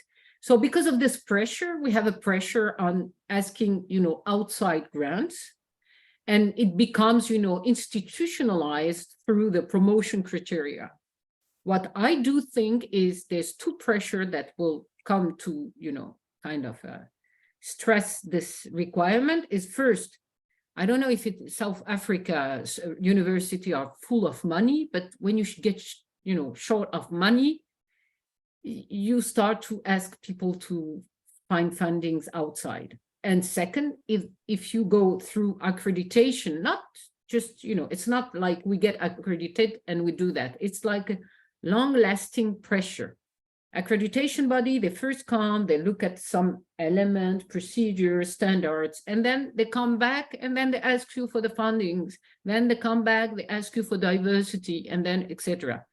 So I would say that it's a kind of isomorphic pressure on the university and higher education landscape. Second, I would say that it's an opportunity to be free, because even if your university doesn't ask you to grant money from outside, 17 years ago, I did that in my local business school. They didn't ask me to do that, but then I had my own budget. And I was kind of ensuring that I was able to do my own research, hiring my own, you know, team, etc. So I think that even if it's not a criteria, it's always a lever of freedom, a lever of, it's a kind of, you know, it's promoting or it's supporting your research by project, etc. Excellent point. And I think we have a result of the poll. And I don't know if you can see it all. I see it. So it's also very telling, isn't it? So if we, about 72% come from schools or, you know, an institution where this will not come up as a conversation. And so go ahead, Aziza. I have one question in a poll. It's maybe the university, they don't require for research funding, but they offer decent, sufficient fundings inside for research? Okay, because this is also, I will run that poll. because it's my second and last commentary is when you don't have money locally, if you don't have money locally, the system is that there's money in North America, there's money maybe in China. I know Europe and North America, there's money. Usually get yourself a co-author or a team in those countries and you can apply. Because mostly all this research fund, they encourage, like Steven says, they encourage international collaboration. So if you're lost alone in your small university somewhere, anywhere in Africa, and you feel like you don't have any funding sources, you just go to conference like AAFA, talk to people, find yourself someone that has a national council and make an application with them. Excellent. Good point there. That's another one. But I think Steven and Collins, do you want to respond to the poll or sort of tie it into? Is it still on your screen? I think, can you hear me? Yeah. Yes. Yeah. I think it's important because I think it's important to get these questions, Yinka, and to get these very, it's very different in Africa. I think you're right. The incentives of the pressures are different. Also, we're not. I mean, in a sense, we're seeing funding as is in a more perhaps practical way. We see funding as a way to do things what we want to do. We are interested to do this research, but we can't do it because we haven't got the funding or we haven't got the resources. And many universities don't have resources. They have very limited resources to offer. So how do we progress personally from research if we have I mean, if I'm not talking accounting, but you have a laboratory problem, you haven't got access to research assistants, it's in a sense, it's crucial for more than others, perhaps in the room today. Some of them, you might feel like you have a data from a database and then you just do the research and that should be okay. But the others we are more perhaps interested to survey, talk to people and all of this, to travel, do field work. Then there's an element of money here, which would be very nice to have in any shape or form. I want to mention also that there's lots of funding agencies that are really encouraging obviously countries, academics in countries if I can describe it as the North, trying to say, work with colleagues in the South, try to find colleagues in the South to try to develop your research, the funding. So in a sense, you might be approached, you might I might consider there's so many countries today. I was noticing there's a colleague from Brunei on the call. So I think I was asking, is that the first one from Brunei joining an AAFA event? And so there's so many countries, so many contacts, so many networks here. But we might say next time we're trying to do a research project and people are saying, oh, we need someone from country X or country Y, we might then bring people into a project, So I think it's I think it's clear there are different incentives, different pressures. In the end, it's about us as academics, is what do we want to, we want to do this, then obviously we need to sometimes put the effort to get resources for it. Yeah. No, good. I'm launching one poll, but in the meantime, another thing I just wanted to say. That's a loaded question, I have to say. Is it loaded? No, it's a loaded question. Oh, yeah, you're right. Yeah. I might tempted to say no. Do your university provide you with sufficient funding for research? And I think the point you made, Aziza, is correct. It's only a matter of time. It will catch up, I'm sure UK universities, the pressure they put today on grants and all the rest was not what it is 10 years ago or 20 years ago. So whether universities in other parts of the world like it or not, at some point, the pressure to look for money will grow even, who knows, harder than it is right now. Another thing, again, is I think most universities in Africa may be state funded. So it may also be different, and I'm happy for anybody in the call to sort of share their thought. In Nigeria, it may be different from private universities to government-funded universities. So the pressure also will change. From a government-funded university where everything comes as a way of grant, you may get government funding. But in private university, the pressure for that sort of performance will become more higher as they go. But one thing I wanted to say, and this is something that people miss, is, and Steven tried to talk about that, is there may also be, because of this maybe lack of institutional emphasis, like one of the polls showed, there may also be funding available to academics in accounting discipline, but they don't even pursue them in their own country. They don't even know about it. Like Collins, you were saying, people in geography, and I think it's typical for sciences to easily know where the monies are and seek it out. Or are they lucky that, you know, funders come knocking on the door? You know, how often do we get, you know, in Southampton Business School or Essex or Aziza in France, you may find a business coming to the university to say, can you do us a research? I'm sure perhaps Africa too, not many of those companies believe they need empirical insights to make their decision. But it's changing, surely, and PAFA is driving that, but I'm not sure how much of that institutions in Africa see. Yeah, okay. Thank you very much. I think you made a very good point. And then maybe that's a very good point for colleagues on the call, which is that I think this is almost Africa almost kind of comes in late. So let's look at PhDs, for example, as a requirement to teach. I think 10 years ago, 20 years ago, that was a big issue in the UK and elsewhere. That's no longer an issue, but I think it's a big issue in Africa now. For example, you can't teach now. They give contracts.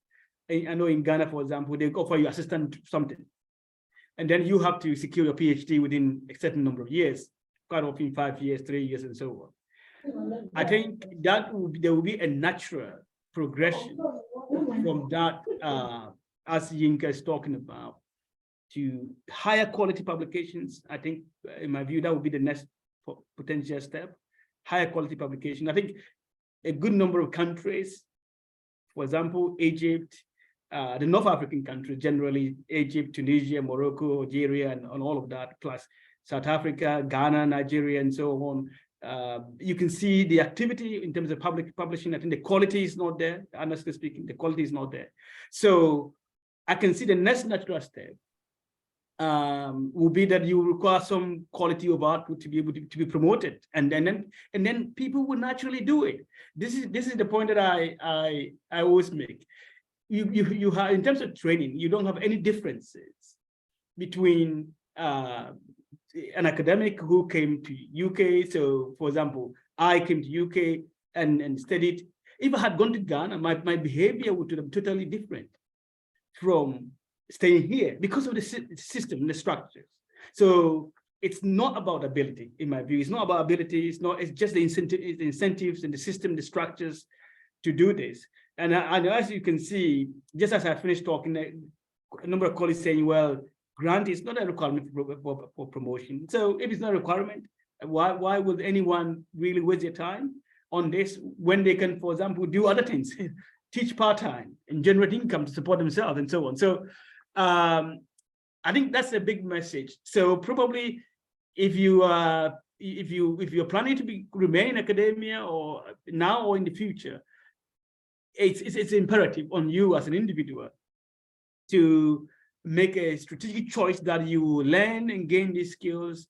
And I think, as Aziza said, it's also kind of a way of life, right? You know what I mean? It's not, as an academic, this is the kind of way of life. You get a grant, you go and meet, you sit at a beach, you have a cup of tea or beer, whatever it is, and then you talk, right? You know, I know Tim is laughing like this. You know, because I'm thinking the same. I'm thinking exactly the same. and essentially, it's an academic life. It's a life of course, intense amounts of loneliness and working in your room and like this, but also occasional out and just have a little bit of fun. And with funding, you're able to do that kind of stuff, which you might not necessarily be able to do if you don't have funding. I'm sure the question to the loaded question is that it's not sufficient. The institution do not have sufficient funds to support that. So yeah, anyway, I will stop here. Yeah. Thank you so much. And I'll put one more point before maybe I get another feedback or people in the room. In Nigeria, there is this big fund, the TED Fund. It comes from petroleum. I think it's a TED Fund. I remember the full name, but it's basically money is put aside from petroleum profits that is going to education, and every cycle they throw application open and ask colleagues to apply for this money. It's centrally controlled, and hopefully anybody who has applied for TED Fund recently in the room, happy to speak about it. It's not as competitive as maybe other opportunities, but the reality is, just thinking about it, with those kind of monies available, you know, if you have the right skill set and the network of people, you should be cashing up on those opportunities. And that was what Aziza was saying earlier on, that if you're really asking, why should I do this? Is because there's so much of this money lying there, but you probably don't have the right team. And this is where networking and opportunity matters. It's time for you to say, okay, I'll get a colleague from Ghana or somebody else from the UK or somewhere, and we write this application, because they may come with a skill set that you do not have in grant writing or you do not understand. And that becomes the opportunity to be successful in the grant. And although rather than put that in a poll, I would like to know anybody in the room who has been able to get that TED Fund grant before. Okay, yeah, somebody has just put it, Suleiman, Tertiary Education Trust Fund. It's in the billions. But Suleiman or anybody in Nigeria, have you ever, who has got any of those grants before in the room? It's not very tough to get, but you know, occasionally you still have to write a good proposal. So if anybody Yes, has, I have accessed the fund before. okay. And how easy was it or difficult? It was not too easy. You need to be a lecturer in one of the tertiary institutions in Nigeria before you can access such fund, because you need approval of your VC or rector of your institution. So if you are a researcher and you are not a lecturer in one of the tertiary institutions in Nigeria, you may find it very difficult to access. So that's a big problem for researchers outside tertiary institutions.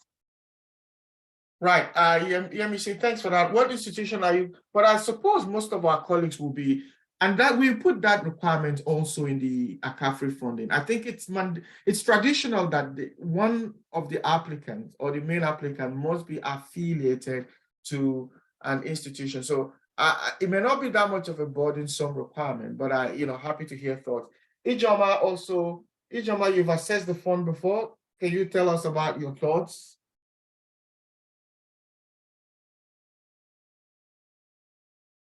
I don't think. Ijoma is saying that it seemed to be kind of shared out by the institution. So maybe I'm not sure whether these are blocks that are to the institution, and the institution then you can then apply internally for the TED fund for this particular institution. So let's say Lagos University, University of Lagos, who has a, I don't know, 1 billion from the fund, and then everybody can put in an internal application for that. I'm not sure that's no, I think you're right. It could be genuinely the reason. So it goes basically to maybe government funded institution on a quota. Yeah. But again, like you're saying, it's only a matter of time. The managers of those funds may probably begin to increase the threshold for how you access it, because as money begins to dry out, what they will do is to say, okay, it's not a gift, it's now more effort to get it. So my suggestion in bringing it up is the fact that there's even this funding there. And I'm not sure, even if it comes to a school, I'm not sure everybody who applies for it gets it. So it's still good to begin to understand the tricks around how to, navigate it to get it, what to do with it. So I don't know, any question I have been the one pushing all the questions other than the ones coming from the polls, but I hope I'm not really constraining anybody from asking their question. If you do have a question, you can either type it in or just speak up, and then we'll give you a chance to ask it now. Let me end this poll. All right, so I think while we're waiting for anyone, I want us to begin to wrap up, but generally in terms of closing, I'll pick a few points here and there. one other good point and I think Aziza, you mentioned that, is it seems like it may be easier to get collaboration via grant application than people just randomly coming to you and saying, oh, would you write a paper with me or something? But if I email you and say, hey, I've got this, I'm trying to pursue this grant, I'm thinking about the idea, are you willing to be on my team to write on that grant? And I think from a senior academic point of view, it sends a signal about perhaps the willingness and the commitment of the person to work, rather than just wanting a free ride, which is typically the case. Sometimes people who want to collaborate with you think it's just, I tell you we want to do it and you write the paper, I put my name and then we have a paper. It's Yinka, it's basically how it works in Canada. Mostly the collaboration with outside people are like that. We receive every day emails from abroad, people coming up with usually a research project of visiting, or research project, research application proposition. And then, 5 years after, it's a publication. But you should really not hesitate, because it works like that. It's not like you have to know people. I sent email to people I didn't know, and now I know them, So I basically, most people know senior are nice. I send papers, I'm kind of blue-eyed, but I send papers to people, very outstanding researchers. Usually they answer to you. They say, I don't have time. So you don't take it personally, but most of the time they answer something. At least they give you feedback, or they give you a name of someone you can reach. So you have no idea how open and informal is the academia. No, very good. Steven, your thoughts? Sorry, I may be sharing a poll that nothing to, I mean, in a sense, it's being ready to be forthright, to ask. I've had also emails like this. Can we write a paper? Can we discuss about something? Sometimes I say yes, sometimes I'm sorry, I'm a bit tied up, but often is through these developments, it's not starting like with 0 and then suddenly we have 100. We always start and slowly walk, stumble a little bit, didn't work out the first time, works out the second time. So it's the career, and we do, I think, in this room we do need our colleagues, we do need our community. If it's not the co-author, it's a reviewer. If it's not a reviewer, it's going to help you with something else. So we are here. I think it's to hesitate to say, oh, I cannot ask. I think we should, and we should make sure this happens. Funding, especially funding calls, to me, my experience more and more in Africa and others, is that sometimes funding calls are really spread out. We don't know about them. We don't have a full picture of what's going on. And people in different countries, locally in particular, may have a much better idea, if they ask what is happening, or what's the current debate, or what is going on. So I think we should, we should continue these communications in some way, or either through emails, or through conference, or through AAFA's regular email system to keep going with this. And by the way, I forgot to mention one important thing which I think has made a big difference is social media. I think in the last few years, and unfortunately, it's kind of coming out a little bit of COVID, I think, but the social media, the communication has become much more visible to everyone. If you're not on, for example, if you're on LinkedIn, if you're on social media, most funding agencies now are communicating information directly to you, things I would not know before. Now, because I'm connected to, let's say, these different agencies, you get the information. 90% probably not what you're looking for, 10% exactly what you were looking for. So I think I would encourage people to get on this because I think agencies and organizations are also, they are also human beings. We are looking at their statistics. We are looking at what's going on. If they, funding agency, the aim of a funding agency is to give money, as Aziz is saying, is to give money, So if at the end they haven't given money, they are not they are not in a nice position. So they are also trying to reach out to networks, to different groups of people. And they also know some people all the time come and apply for funding and get the money. But what about the other people who never apply and never get money? So they also, I think, is an attempt to try to diversify, to look beyond the existing. So we just have to be, all of us try to be in that sort of space. No, that's a very good point. And Collins, your closing thoughts? Yeah. While you just 1 minute, Collins, I wanted to drop a link because Stephen mentioned it.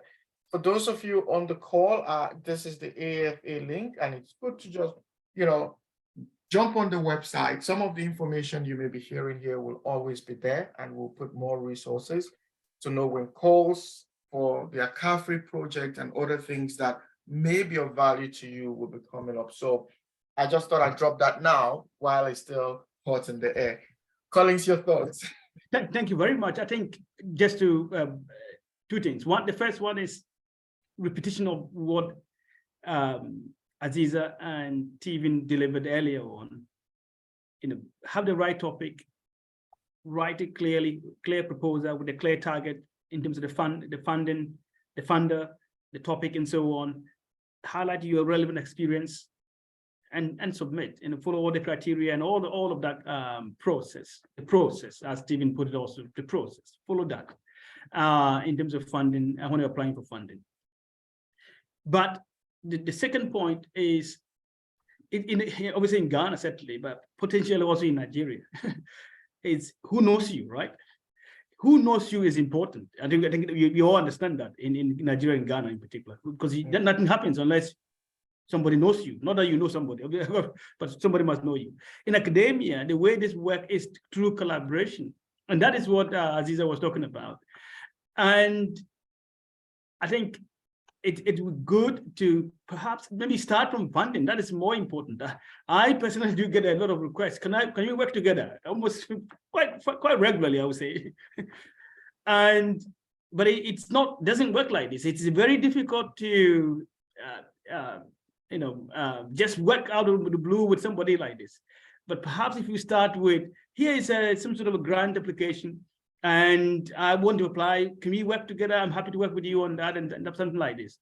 That could be the starting point. And you can reach out to anyone in the world nowadays with social media and all of that. And that could be a very nice starting point. Although you might be working on a grant, your name will pop up on reviews, publication, your name will pop up on application, your name will pop up everywhere.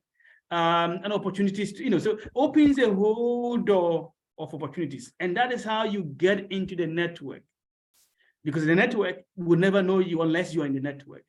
And so that is my kind of suggestion. And particularly when you are based in Africa, I think it's even more important to do so because the network is smaller, relatively smaller. As you get into penetrate into the larger networks, you will be, and that is what it means in terms of who knows you, because you're in the network. You know what I mean? But it's a different kind of who knows you. But it is exactly the same as work in Nigeria or in Ghana or much of Sub-Saharan Africa, probably more or in the developing world generally. Thank you. Thank you. And just before we wrap up, one thing I want to share is an experience where I got an email from somebody in Ireland asking to put them in touch with possible African-based researchers, because they have this fund that must be done with a colleague in a developing country. Now, this is where really putting your hand up, showing interest, working with people really gives you that opportunity, because, for you to be identified again, somebody will say, okay, who do I send their name to? It must be somebody you think is already active in that space of trying to make effort to do good research or seek funding opportunity. So you just never know what is coming your way. So I will just be putting this out as a very strong encouragement, even if you've not tried it, like the polls one of the polls indicated here, a lot of people in the room may have never applied for a grant. You may want to try it now and say, okay, let me know where the grants are. And if I can't do it, who can I really get on the board with me to see, here is something I can see around me. And if you're lucky, as Colin said, and you know one person who knows one person, then if that factor plays out, you are very much in a good space to start putting an application together. Talk to somebody, talk to us in the AFA. You never know. We will always be, linked with contacts here and there, and we'll put you in touch with somebody. I think, unless there's any strong pressing thought, I think we have really, done justice to the subject matter. Just before we finalize, I just want to put out another reminder. Marianne did say we should, I hope I can share my screen now. But I think is the screen being shared now? Yep. Yes. Excellent. So just in terms of finishing out, I really want to thank all our panelists. That's very huge experience shared collectively by the three of you, and we're grateful for that, Steven, Aziza, and Collins. So just final reminder, I think we are still on the second call, but the final call will be out any moment from now. Officially, the closing date is supposed to be tomorrow, and it's still looking like that, but we are going to sort of see if there is need for 1 or 2 extension, but I'm not sure it's going to be more than a week or 2, or at the most 3 weeks. So take advantage of this opening. Send in your paper. It's in Ghana. Ghana is our really homecoming for the AAFA. So if you know the history of AAFA, Ghana is home to us. So this is going to be a big conference, and I look forward to it. So if you haven't started thinking about it, I'm strongly encouraging you. This is where research grant works. If you're looking for what to do with the money, it's easily to get at least flight tickets and hotel accommodation paid for you to work with other collaborators. So I think more detail, just go to aafassociation.com. I've put the link there, and you will get everything about the conference. Steven, is there any other thing you want to add to this before we finally? No, I think that's it. Yeah, thank you for me. Thank you. Excellent. It was very And useful. All the comments was very good comments to think about. Thank you. Excellent. So thank you, everyone. And it's been a very insightful session, like some of you requested. Once this content is put on our website, we'll share the link with you. Once more, thank you so much. And that's all from me. Thank you. Merci beaucoup. Merci. Thank you. Right. Great. Is that okay?